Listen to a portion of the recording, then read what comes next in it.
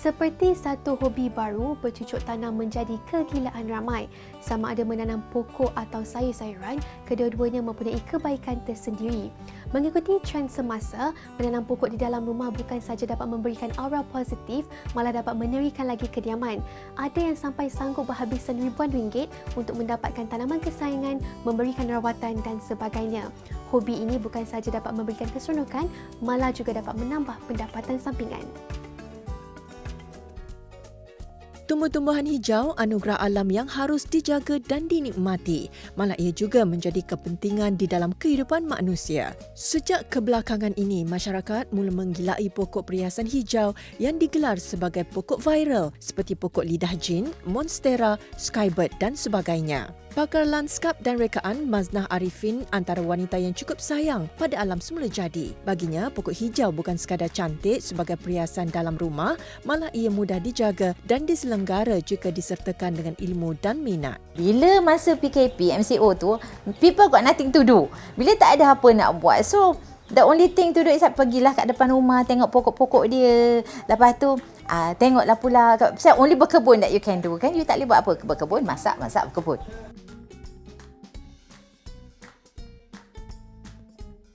Pokok ni memberi manfaat, macam-macam manfaat.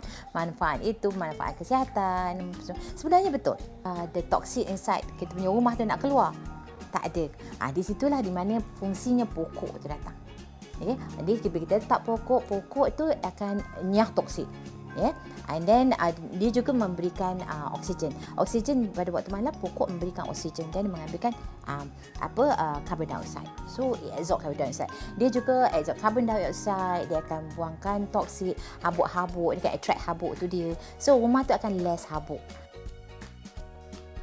Beberapa elemen perlu diambil kira terlebih dahulu sebelum memulakan aktiviti menghias kediaman dengan pokok-pokok hijau. Cara-cara pemilihan pokok untuk letak dalam rumah macam mana yang sesuai. Okey, pokok ni dia ada pemilihan dia ada beberapa ciri. Satunya daunnya. Daun lebar, daun tirus, daun runcing. Dan keduanya ialah color. Color kan dia macam color. Kalau hijau ada hijau terang, hijau muda, hijau pekat kan. And then dia ada belang-belang, dia ada bercampur kan. Lagi satu ketinggian dia, selain berwarna ketinggian dia juga. So, macam kalau kita katakan warna kita ambil warna dulu. Warna. Kalau kata background dia gelap, warna yang terang, gelap kan, janganlah pergi pilih pokok yang daun dia gelap macam rafis tu. Rafis kan hijau pekat kan. So, kalau kita gelap, yang gelap pun jadinya tak nampak kan. So, kalau kata gelap, kita pakai money plant. Money plant kan yang tinggi tu, yang daun lebar tu, kita letak money plant. Pilih color-color yang light green, yang yellowish, itu akan menaikkan kawasan tu. Antara tip penjagaan yang dikongsikan adalah dengan menggunakan susu yang sudah basi. Susu basi yang ada di rumah tidak perlu dibuang tetapi boleh dijadikan makanan tambahan atau dipanggil booster kepada pokok kerana mempunyai nutrien yang bagus untuk tumbuhan. Tidak perlu menyiram di dalam kuantiti yang banyak kerana semburan ini mengeluarkan bau yang kurang menyenangkan.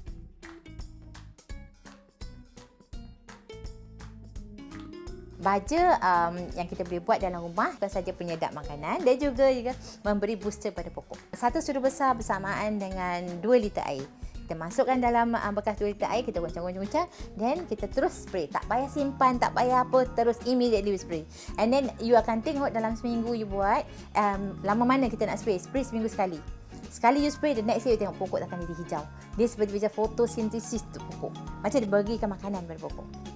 Barangan kitar semula seperti botol plastik yang dicucuk dengan pin atau jarum juga boleh dijadikan sebagai bekas siraman untuk pokok. Selain itu, kulit telur antara yang banyak memberi kebaikan kepada tumbuhan dalam rumah.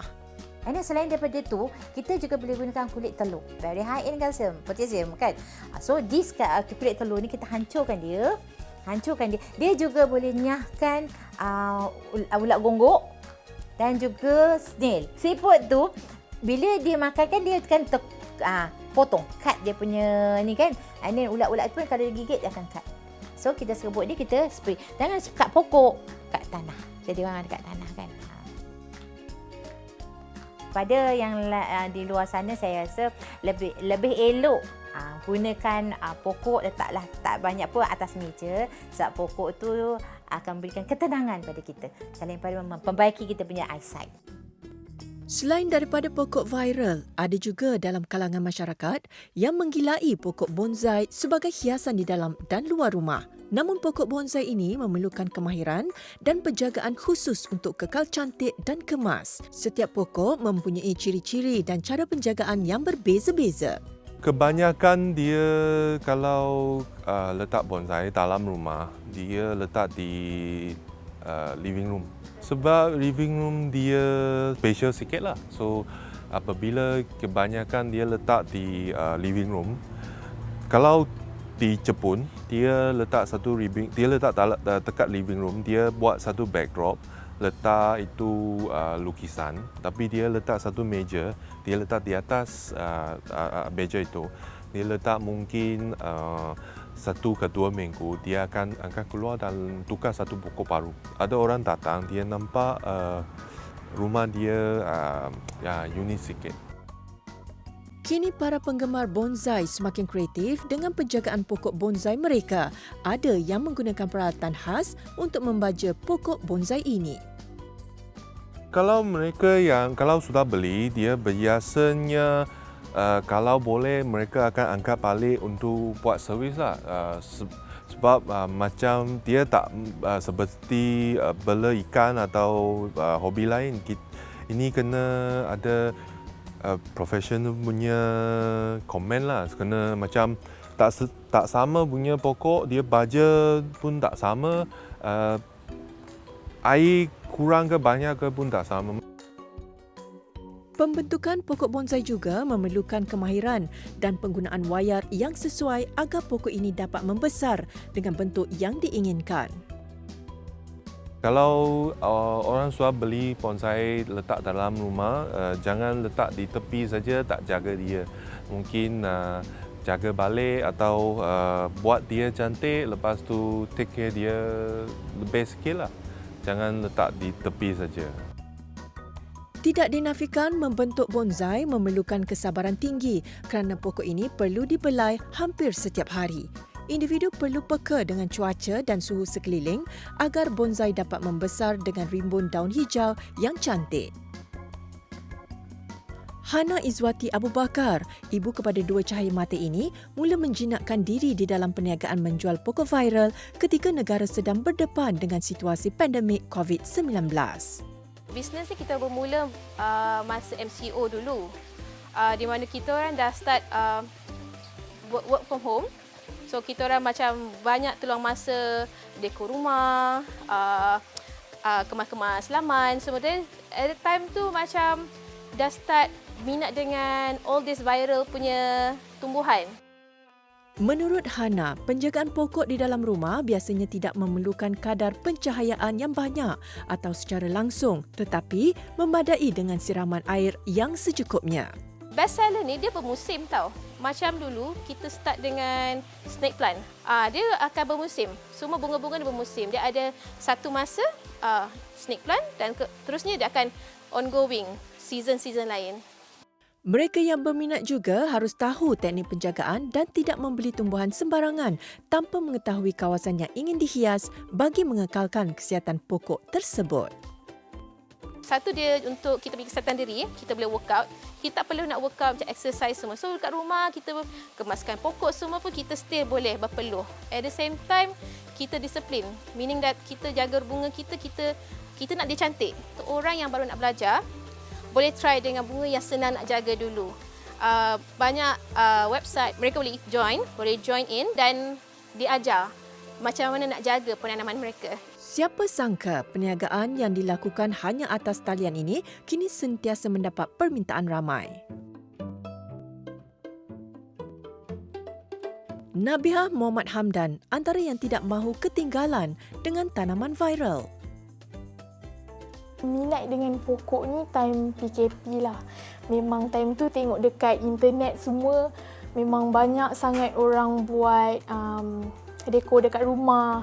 Saya beli untuk indoor plant lah sebab saya suka dekor rumah saya. Macam rumah saya ada banyak corner-corner yang nak nampakkan dia lebih cantik sebab rumah saya ni ramai orang datang. Jadi kita kena nampakkan rumah kita tu pleasant kan.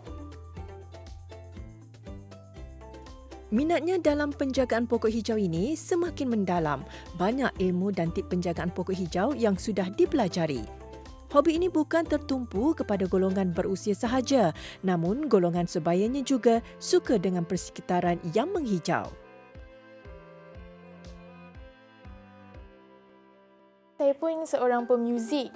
Jadi saya suka main dekat luar sebab dia macam suasana tu positif. Lepas kita buat benda positif, dia lagi positif itu. Macam tu. Hobi dan minat harus seiring bagi menghasilkan tanaman hijau yang bukan sahaja cantik tetapi membawa kebaikan bersama. Tempoh PKPP ini juga mungkin ramai yang terjejas, terutama daripada segi ekonomi dan juga emosi. Justru itu, banyak perkara menarik boleh dilakukan bagi menjana pendapatan selain membantu mengisi masa lapang.